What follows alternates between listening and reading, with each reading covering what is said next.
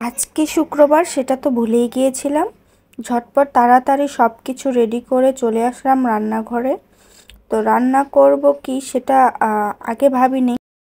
আসসালামু আলাইকুম, সবাই কেমন আছেন? আমি আলহামদুলিল্লাহ ভালো আছি। চলে আসলাম আজ আবার নতুন আরেকটি ছোট্ট ভিডিও নিয়ে।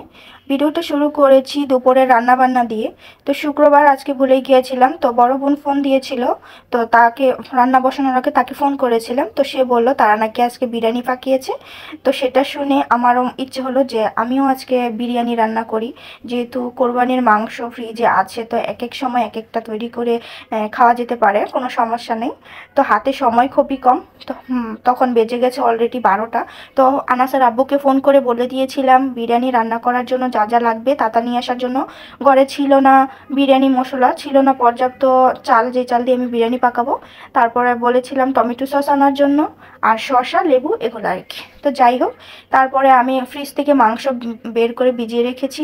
তার আগে আমি রান্না করার জন্য নিয়েছিলাম মাছ, মানে আর কি তরকারি রান্না করব, সবজি। তো সেটা আমি ফ্রিজে রেখে দেই।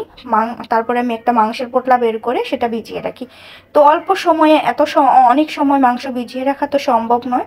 তো যার জন্য আমি আবার ইউটিউবে ঘেঁটে দেখছিলাম যে কত কোন পদ্ধতিতে খুব দ্রুতভাবে আমি আমার মাংসের পোটলাটা বরফ গলাতে পারবো। তো তারপরে আমি সেই টিপসটা ফলো করি।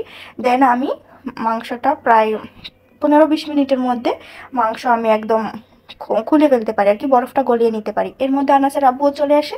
তো আনাসকে খাইয়ে দিয়ে তার আব্বুর কাছে দিয়ে আমি চলে গেলাম আর কি রান্নাঘরে। তো রান্নাঘরে গিয়ে একদম কাটাকুটি সেরে মাংসটা আমি প্রথমে বসিয়ে দিই, তারপরে আস্তে আস্তে আমি বিরিয়ানিটা রান্না করি। আসলে যতবারই আমি এই বাসাটা যতবার মানে বিরিয়ানি রান্না করতে গেছি, একবারও বিরিয়ানি ভালো হয় না।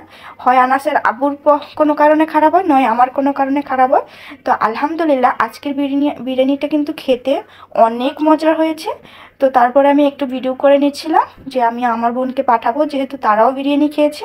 আর আমিও আজকে তাদেরটা শুনে আর কি আমারও ইচ্ছে হলো যে আজকে আমিও কেন বিরিয়ানি পাকাবো না, আমিও পাকিয়ে ফেলি। তো যাই হোক, এই তো এখন ফাইনাল লোকটা আর কি খাবো। মানে খেয়েছি আমি, খাবারটা এতটা মজা হয়েছে। আর যখন আর কি আমি চুলা থেকে নামাচ্ছিলাম তখন একদম ধোঁয়া বেরোচ্ছিল। ওগুলো আমি মানে বিরিয়ানি হওয়ার আগে যেই কাজগুলো ছিল ওগুলো আমি অফ ক্যামেরাতে করেছি, সেগুলো আমি একটু ভিডিও করিনি।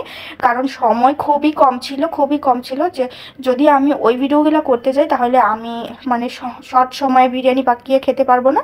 তো যাই হোক, আলহামদুলিল্লাহ বিরিয়ানিটা দেখতে যেমন হয়েছে খেতেও তেমন, মাশাআল্লাহ, আলহামদুলিল্লাহ। আনাসের বাবাও খেয়ে খুবই প্রশংসা করেছে। তো আমার তো আজকে একদম মানে মনটা খুব ফুরফুরে হয়ে গেছে। তো যাই হোক, সবাই অনেক বেশি ভালো থাকবেন। আর আমি ব্লগটা এখানেই শেষ করছি। আগামীতে নতুন আরও ব্লগ ভিডিও পেতে আমার চ্যানেলটিকে অবশ্যই সাবস্ক্রাইব করে চ্যানেলের পাশে থাকবেন।